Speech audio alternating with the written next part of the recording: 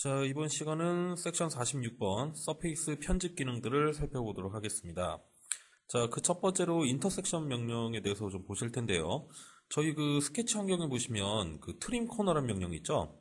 그래서 선이 서로 겹치고 있을 때는 트림을 해주고 떨어져 있을 때는 자동으로 연장을 해주는 그런 명령이 있었습니다. 여기 있는 인터섹트도 아마 그거랑 비슷하게 생각하시면 될 것 같아요. 자, 예제 파일을 한번 오픈을 해봤고요. 자, 지금 보시면 이 두 개의 서페이스는 서로 교차가 되고 있습니다. 이 교차되는 지점을 중심으로 트림을 한번 적용을 해볼 거고요. 그 다음에 요거와 이거 같은 경우 현재 떨어져 있죠? 자, 여기는 어떻게 적용되는지 한번 보도록 하겠습니다. 자, 서페이스에 인터섹트라는 명령을 통해서 자, 첫 번째 적용할 방법은 일단은 셀렉트 바디. 자, 적용할 서페이스를 두 개 선택합니다. 체크. 그 다음은 이제 트림하거나 익스텐드 하거나 잘릴 면 또는 연장할 면을 선택하시면 돼요. 여기서 잘릴 면은 요 안쪽 그리고 요 부분을 자르겠다 해주시면 그렇게 정리가 됩니다.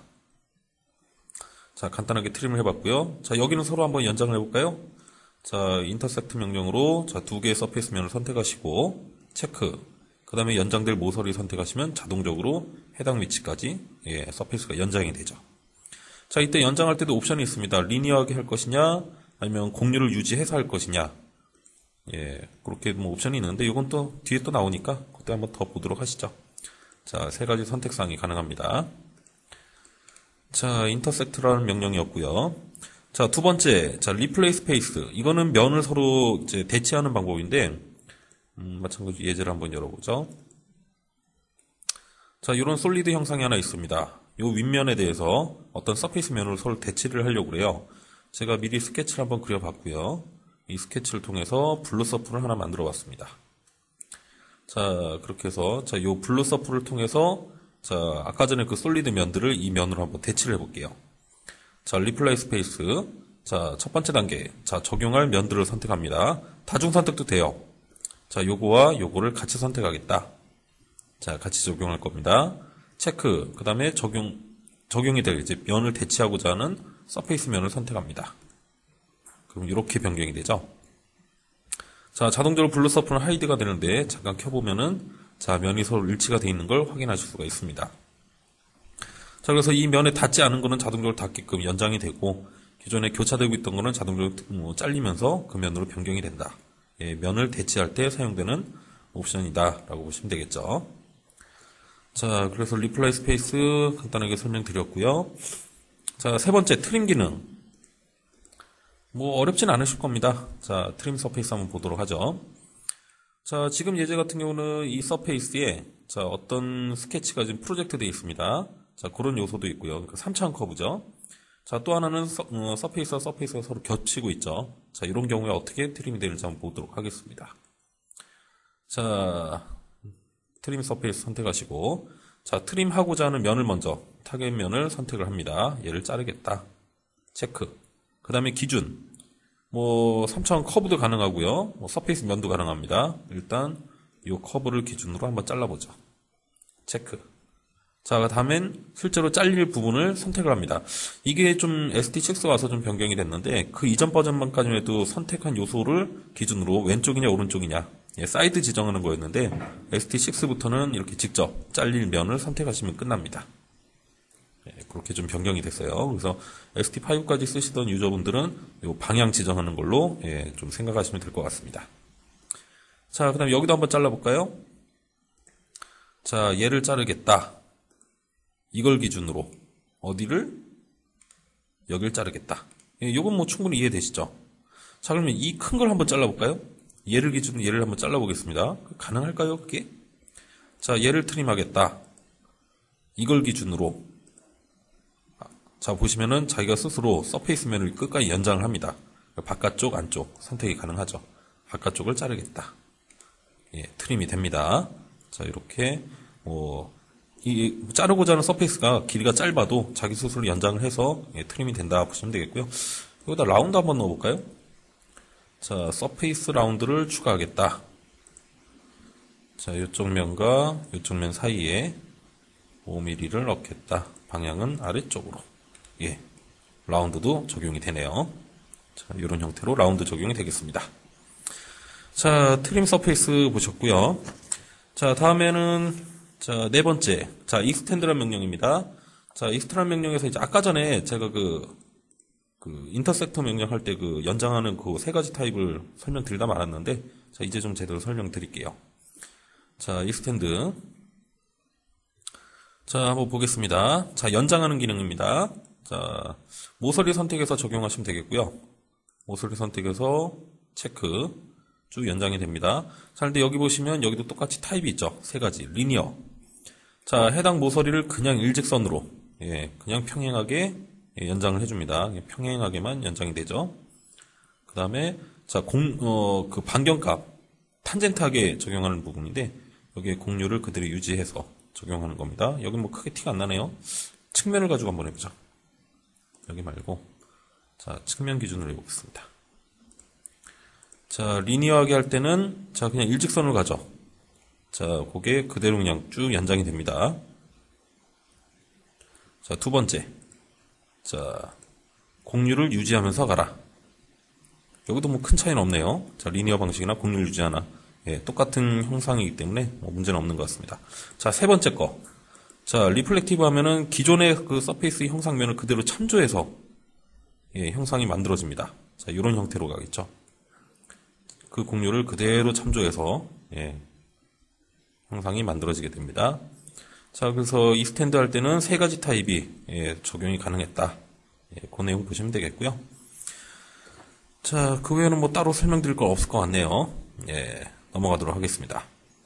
자, 다섯 번째, 스플릿. 자, 면을 분할할 때 사용을 합니다. 자, 또 예제를 열어보죠. 자, 요거는 제가 지금 뭐 어떤 예제를 할까 좀 고민하다가 만들어 봤는데, 자, 원통형 형상이 있습니다. 솔리드 형상이 있고요. 거기다 제가 사각형 서페이스를 하나 추가를 했습니다. 가운데 추가를 했는데, 자, 제가 지금 하려는 게 뭐냐면은 여기다가 저희 회사 로고를 하나 넣고 싶어요. 자, 회사 로고를 넣고 싶은데, 자, 스타일에서 자, 파트 페인터를 통해서 어떤 뭐 특정 영역에만 뭐 색상을 주거나 이미지를 입히거나, 이게 사실 이건 전체 면으로 적용되니까 그게 불가능하죠. 그래서 그 영역을 나누기 위해서 제가 이렇게 서페이스를 하나 추가를 했습니다. 이 면을 이제 서로 분리를 할 텐데요. 자, 스플릿이라는 명령 한번 써보죠. 스플릿. 자, 첫 번째. 자, 서페이스 스텝. 자, 스플릿 하고자 하는 서페이스 면을 선택합니다. 체크. 그 다음엔 기준이 되는 스플릿 지오메트리를 선택하면 됩니다. 뭐, 보디로 해서 이거 한 번에 선택해도 되겠죠. 체크하게 되면, 자, 면 분할이 일어나요. 자, 서페이스를 하이드 시켜보면, 앞쪽에도 이렇게 분리가 되어 있고요. 뒤쪽도 분리가 되어 있죠. 자, 여기다 그러면 저는 이미지를 한번 넣어보도록 하겠습니다. 자, 스타일에서, 자, 먼저 페이스 스타일 하나 추가하도록 할게요. 자, 지금 지정된 게 없는데, 하나 만들어 보겠습니다. 새로운 거 만들겠다.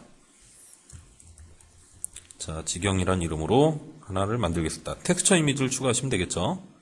자, 브라우저로, 자, 같은 폴더에 제가 로고를 하나 넣어놓은 게 있어서, 자, 요걸 사용하도록 할게요. 자, 스케일이라든가 옵셋 이런 건 뭐 아직은 모르겠으니까 일단 건너뛰겠습니다. 나중에 적용되는 걸 보고 변경사항 있으면 그때 가서 변경하도록 하죠. 자, 우선 적용, 확인. 자, 지경이라는 스타일이 하나 만들어졌네요. 자, 이제 파트 페인터로, 자, 지경이라는 스타일을 특정 면에만 입힐 거죠. 자, 페이스로 해서 특정 면을 선택을 합니다. 여기도 마찬가지죠. 선택. 자, 잘 됐는데 얘가 뒤집어서 들어왔네요. 자, 그럼 스타일에서 다시 편집을 해주시면 되는데, 자, 지경이라는 스타일에 수정 모드 들어가서, 자, 텍스처 쪽에 보시면 로테이션, 각도를 줄 수가 있습니다. 이게 180도가 되면 되겠네요. 180도로 적용, 확인. 자, 이렇게 마치 스티커를 붙여놓은 듯한 그런 형태로 영역을 이미지 매핑을 하실 수가 있습니다. 만약에 이렇게 분리가 안 돼 있다면 이 원통면 전체에 적용이 돼 버리니까 제가 원하는 구역만 이렇게 하고 싶다라고 할 때는 서페이스 면을 분리하는 기능을 쓰셔야겠죠. 완전히 지우는 게 아니라 그냥 분리만 하는 겁니다. 자, 그런 스플릿 기능을 사용할 수가 있다. 보시면 되겠고요. 자, 다음은 여섯 번째. 자, 파팅 스플릿과 파팅 서페이스. 이거는 금형 쪽에서 쓰이는 기능인데 그렇게 뭐 많이 쓸까 싶긴 하지만 일단 뭐 설명을 드리도록 하겠습니다. 자, 예제 파일을 한번 열어보죠. 자, 지금 이 예제는 이제 CD 플레이어에 그 CD 들어가는, 이젝터 그 도어를 이제 모델링 한 건데, 자, 요걸 가지고서 이제 그 금형 설계를 위한 캐비티와 코어를 만드는 작업을 한번 보도록 하겠습니다. 자, 일단 작업 평면이 가운데 있는데요. 자, 일단 파팅면을 좀 만들어야 될 것 같아요. 자, 파팅면을 만들기 위해서는, 자, 여기 있는 기능들입니다. 자, 파팅 서페이스 만들기 위해서는 일단 파팅 스플릿을 먼저 하셔야 돼요. 스플릿이라는 게 그 파팅 라인입니다. 파팅 라인을 먼저 만들고 그 파팅 라인을 외곽으로 연장해서 파팅 서페이스를 만든다. 그렇게 보시면 되거든요. 자, 파팅 스플릿을 먼저 해보겠습니다. 자, 기준면 먼저 선택하시고 적용할 서페이스면 지정하시면 됩니다. 자, 일단 저는 XY 평면으로 기준을 잡도록 할게요. 자, 그 다음에 적용할 서페이스면을 체인 방식으로 해서 자, 윗면을 한 번에 선택하겠습니다. 자, 지금 보시면은 자, 그렇게 해서 파팅 스플릿이 만들어졌는데, 자, 요 라인이죠. 자, 제가 XY 평면 기준을 했기 때문에 거기서 쭉 올렸을 때 탄젠트한 지점. 자, 요 지점이 바로 언더컷이 없는 부분이 되겠죠. 그래서 파팅 스플릿이 만들어진 겁니다. 자, 요 라인을 쭉 따라서, 지나가시면 되겠죠. 일단 모서리 위쪽이네요. 자, 그러면 그 라인을 이용해서 이제 파팅 서페이스를 만들면 되겠죠. 파팅 서페이스. 마찬가지로 기준면 선택하시고, 그 다음에 모서리 선택한 다음에 외곽으로 얼마만큼 연장하는지. 3개의 단계로 되어 있습니다. 자, 기준면 XY 선택을 하고요. 그 다음에 모서리를 선택하는데 여기 위쪽 모서리였죠? 싱글 방식으로 바꿔서 자, 위쪽 모서리를 쭉 선택하겠습니다.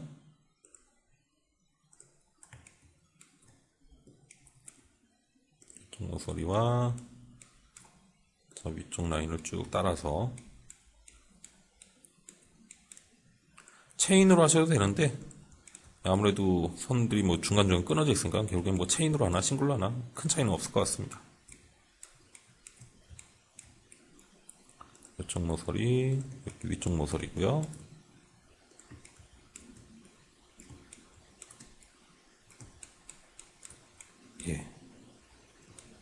여기 이렇게 끊어져 있죠.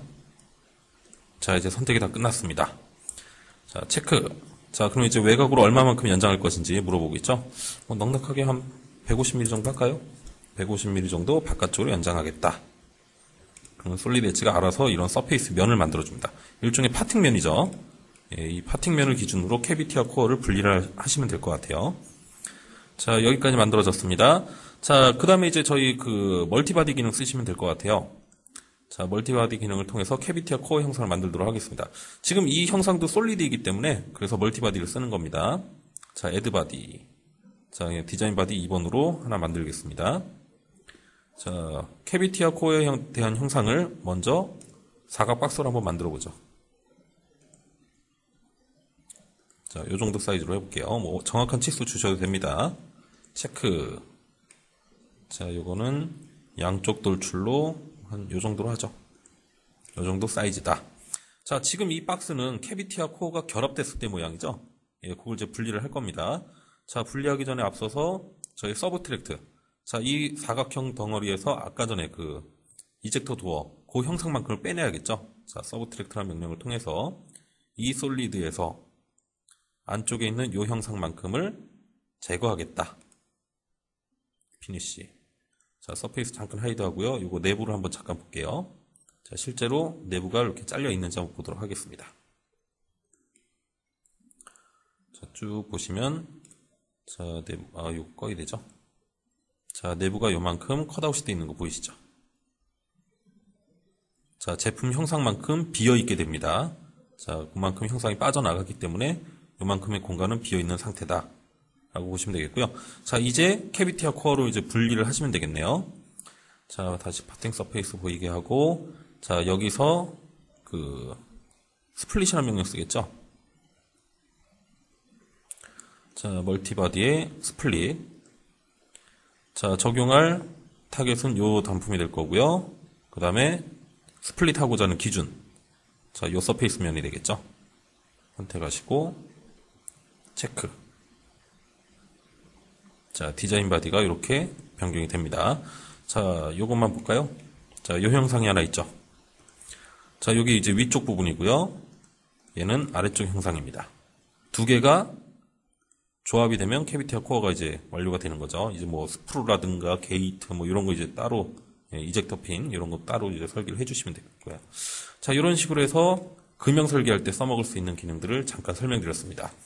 그래서 이번 시간에 일단 이해가 된 거는 일단 파팅 스플릿, 파팅 면을 생성하기 위한 일단 기준, 3천 커브를 만들고 그 커브를 외곽으로 연장해서 파팅 서페이스를 만든다.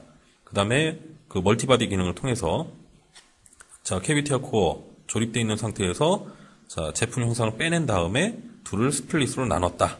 예, 그렇게 보시면 되겠죠. 자, 그런 식으로 금형 설계할 때 써먹을 수가 있을 것 같습니다. 교재는 그냥 파팅 스플릿과 파팅 서페이스만 설명이 되어 있는데 제가 이렇게 캐비티 코어 한번 만들어 보는 그런 과정을 한번 설명을 드렸고요. 자, 7번째, 자, 옵셋 엣지. 자, 또 예제를 열어보겠습니다. 자, 이런 건 그림에 보시는 것처럼 그림 13-186번 그래서 191번까지 그 파이프와 파이프가 이제 용접되어 있고 거기에 이제 패드라는 게 이제 붙어 있을 때 그럴 때 이제 써먹으면 딱 좋을 것 같아요. 자, 우선 한번 적용을 해보겠습니다. 서페이스. 자, 파팅 서페이스 바로 밑에 있죠? 옵셋 엣지. 모서리를 선택해서 해당 서페이스 면을 따라서 얘가 이제 연장이 되는, 옵셋이 되는 그런 방식입니다. 적용할 모서리 선택하시고 방향만 지정하시면 되고요. 거리값 얼마만큼 할 것인지 30mm 할까요? 하게 되면은 자, 그 곡면을 따라서 자, 그대로 하나의 커브가 만들어지게 됩니다. 자, 요걸 가지고선 그대로 또 옵셋을 하실 수가 있겠죠. 자, 저희 옵셋 서페이스. 자, 요 면을 바깥쪽으로 5mm만큼 옵셋 하겠다. 자, 옵셋이 됐습니다. 자, 요 사이는 자, 블루 서프로 메꿔줄 수가 있겠네요. 요 옵셋한 거에 외곽 모서리가 여기 서페이스 면과 연장이 된다. 이런 방법도 가능하겠죠. 자, 그 다음에 스티치라는 기능을 통해서 둘을 서로 엮어주고요. 그 다음엔 저희 유니온 기능 있죠. 멀티바디에 A라는 솔리드에서 B라는 서페이스를 붙여버리는 유니온 기능을 통해서 이 단품에 요거를 붙여버리겠다 하게 되면 솔리드로 변경이 되죠. 자, 이런 방법으로도 모델링이 가능할 것 같습니다. 이걸 실제로 이제 파트 모델링으로 하려면 상당히 좀 번거로운 작업이 될 텐데 간단하게 서페이스 그 옵셋 엣지 기능을 통해서 3천 커브를 만들고 옵셋한 다음에 그 면을 그냥 메꿔버리는 그런 방식을 적용할 수도 있겠네요. 자, 다음은 마지막 8번째. 자, 블루닷에 대해서 설명을 드릴 텐데요. 자, 기존에 그 블루서프 할 때도 한번 써봤습니다. 블루서프 할 때도 인서트 스케치 스텝, 거기서 스케치가 추가가 되면 자동으로 이제 그 블루닷이 이제 연결이 됐었죠. 자, 이번에 이제 스통으로 한번 직접 적용을 해볼게요. 자, 지금 보시면 4개의 스케치와 가운데 또 2개가 더 있는데 총 6개의 스케치가 다 떨어져 있죠. 자, 블루닷은 일종의 그 3차원 모드의 커넥트 기능이다. 그렇게 보시면 될 것 같아요. 이 포인트는 여기와 일치가 되고, 여기 포인트는 여기와 일치가 된다. 여기 포인트는 여기와 일치가 되고, 여기 포인트는 여기와 일치가 된다. 자, 포인트와 포인트 연결해서 커넥트 조건을 줄 수가 있습니다. 자, 그 다음에 가운데 있는 스케치도 마찬가지죠. 여기 엔드 포인트는 이 선상에 일치가 되고, 자동적으로 가서 커넥트 됩니다. 여기 포인트도 이 선상에 일치되고, 여기 포인트도 이 선상에 일치되고, 여기도 여기와 일치다. 자, 포인트와 라인도 선택이 가능하죠. 자, 그러면 중간에 이 2개는 서로가 떨어져 있는 상태죠. 자, 이 스케치는 요거와 또 일치다. 자동으로 가서 또 붙습니다. 또 가운데 이렇게 포인트, 블루닷이 또 나타나죠. 자, 이렇게 해서 뭐 스케치에 대해서 뭐 포인트와 포인트, 포인트와 라인, 또는 라인과 라인 자체에 대해서 이렇게 커넥트 조건을 줄 수가 있다. 일종의 3차원 모드의 커넥트 기능이다라고 보시면 될 것 같아요. 자, 그 다음에 블루서프를 한번 만들어 볼까요? 이 형상은 여기를 지나서 이쪽으로 간다. 맞았네요. 여기까지 간다. 가이드 커브는 요걸 따라가고, 여기도 쫓아가고, 여기도 따라가라. 자, 이런 형태의 서페이스 면이 만들어질 것 같습니다. 자, 블루닷 기능을 썼기 때문에 언제든지 필요에 따라서 블루닷을 선택하시고, 자, 다이나믹 에디트 눌러주시면 이렇게 작업 축이 나타납니다. 자, 키보드의 Z키는 축 방향이죠? X는 평면 방향입니다. 자, 축방향, Z축 방향으로 얘를 끌어올리겠다, 내리겠다. 자, X축 방향으로 얘를 이동을 시키겠다, 말겠다. 예. 이런 식으로도 컨트롤이 가능하죠. 그리고 블루닷 자체를 가지고서 뭐 포인트 이동, 예, 면 방향 이동, 예, 다 가능합니다. 자, 그런 용도로 쓰실 수가 있고요. 거기 팁에 보시면은 뭐 상대 좌표, 절대 좌표에 대한 간단한 개념이 나와 있는데 요거는 예, 참고하시면 되겠습니다. 상대 좌표로 쓸 것이냐? 예, 아니죠. 이게 이제 절대 좌표고 요걸 눌러주면 상대 좌표로 예, 적용하겠다. 뭐 그런 얘기들 있으니까 예, 꼭 참고하시기 바라고요. 뭐 그림 보시면은 13-196번 예, 블루닷 선택하고 그걸 좌표축으로 이동하는 게 이제 197번에 나와 있죠. 그 키보드에 그 Z키 눌러주면 축방향이 선택됩니다. 그 다음에 198번 그림 같은 경우는 평면 방향이죠. 키보드에 X키 눌러주시면 예, 평면 방향이 선택되더라. 예, 그런 식으로 수정을 하실 수가 있습니다. 자, 이렇게 해서 일단 서페이스 편집하는 기능들 쭉 살펴보셨고요. 다음에는 이제 서페이스들을 통해서 이걸 이제 다 스티치 꼬매준 다음에 솔리드 변환하는 예, 내용을 간단하게 살펴보도록 하겠습니다.